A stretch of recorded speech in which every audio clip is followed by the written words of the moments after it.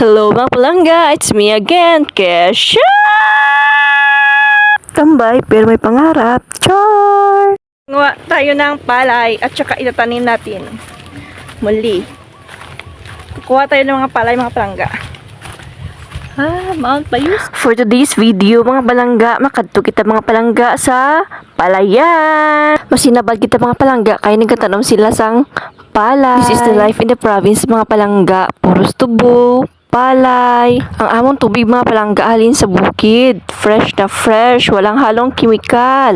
At yung hangin dito mga palangga, napakasarap, malamig. Pera lang yung hangin sa ulo mo palangga, di ba? Char! Kung malamig yung hangin dito, yung sa ulo mo naman, mainit. Oh my God, kumukulo pa minsan, di ba? Char! Dito ka pala kami magtatanim mga palangga sa ilalim ng bundok dito sa palayan. Oh my gosh! Di ko alam kung voice over ba to or kanta na. Parang kanta na to ah. Pretty little baby, I'm so in love with you.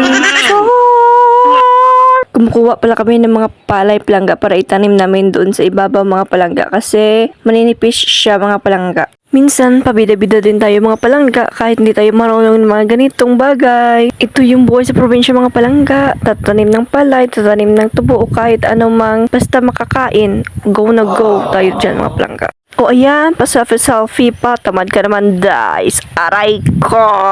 Chon! Sama ko dito mga palangga si Elsa at saka yung kapatid ko mga palangga at saka nanay ko mga palangga. Nagbida-bida lang naman kami ni Elsa dito mga palangga. At makikita nyo dito mga palangga yung tubig. Thank you Lord kasi marami na yung tubig yung palayan mga palangga. Hindi na siya malalanta. Malalanta? Ano ba yan? Hinog?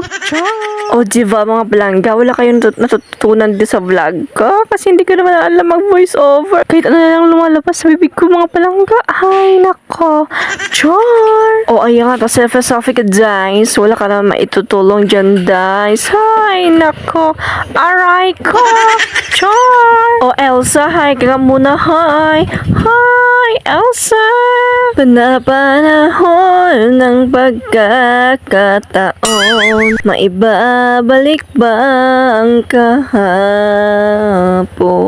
Tatandaan mo pa ba na hindi na ikaw iba na?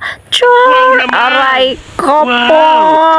Tatandaan mo pa ba hawak kamay sa dalawa?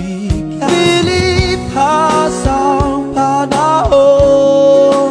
Kung hanggang dito ka lang mga palangga, hanggang sa muli. Nasayang ko na naman ang 2 minutes ng buhay mo. Char! Bye-bye!